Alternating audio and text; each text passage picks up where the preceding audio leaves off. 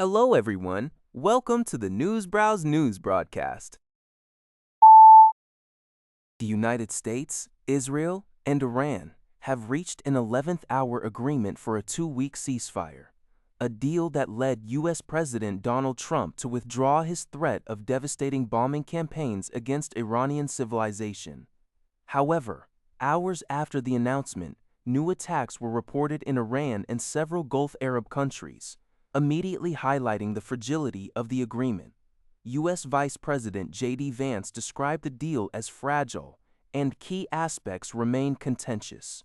Iran stated it would formalize charging fees for ships using the Strait of Hormuz, a claim not clarified by other parties and potentially unacceptable to Gulf states. Israel also maintained that the ceasefire does not extend to its operations against Hezbollah in Lebanon, where strikes have continued. The fate of Iran's nuclear and missile programs, central to the conflict's origins, also remains ambiguous.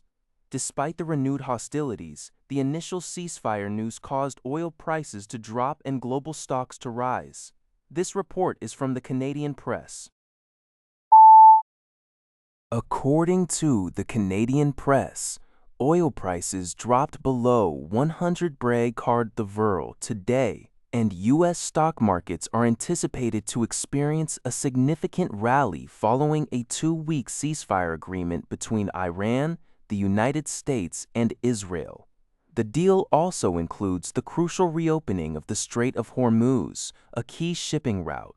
The May crude oil contract saw a notable decline of 17 days, settling at 94 times 97 barrels, Tazli Nigaward, comes after a period of heightened tensions, including a threat from U.S. President Donald Trump to launch a bombing campaign against Iran.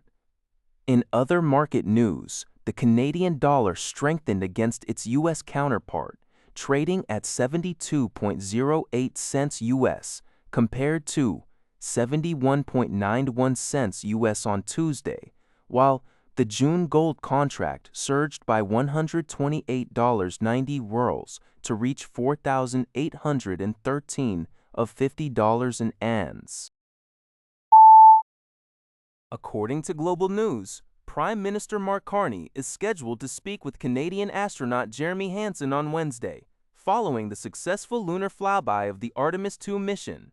Industry Minister Melanie Joly will also join the discussion. On Monday, Hansen and his 3 American crewmates completed a 6-hour journey, venturing farther into space than any human since 1970, thereby breaking Apollo 13's distance record. Prime Minister Carney highlighted Canada's significant achievement as only the second country to send an astronaut on a lunar mission, commending Hansen's exceptional skill. The crew is expected to splash down in the Pacific Ocean off the coast of California on Friday, marking another milestone in the mission to pave the way for a moon landing near the South Pole within 2 years. A recent TD survey, reported by Newswire.ca, indicates a bifurcated trend in Canada's housing market. Homeowners facing mortgage renewals are significantly adjusting their finances, with 56% reducing household spending and 39% anticipating reliance on savings or reduced investments to manage higher payments. A substantial 67% express unease about their upcoming renewals. Yet, only 9% proactively engage with lenders earlier. The majority, 64%, opt for fixed-rate terms.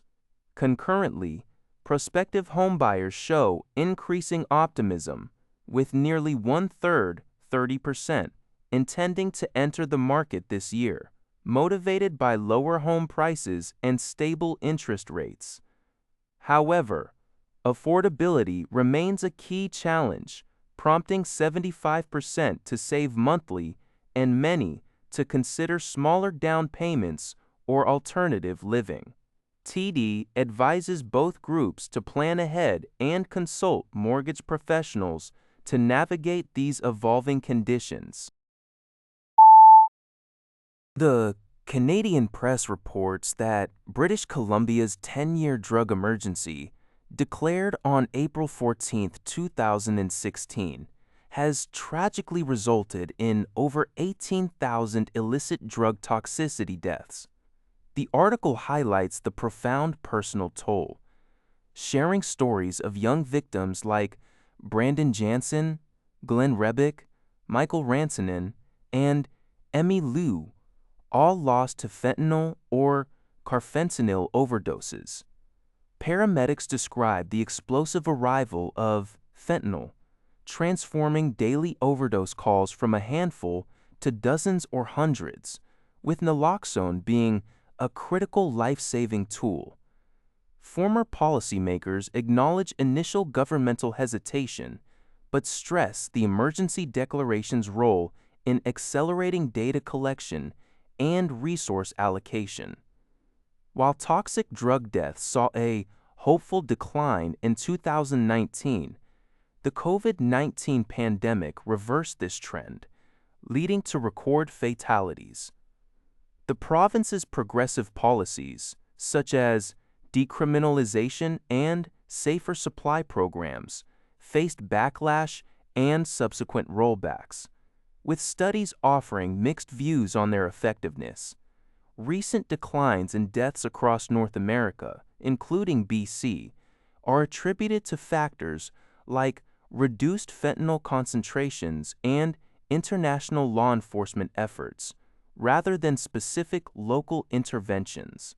The province is now shifting its strategy towards a stronger emphasis on treatment and involuntary care for severe cases. Though grieving families and frontline workers question whether these changes come too late and call for more action against drug traffickers.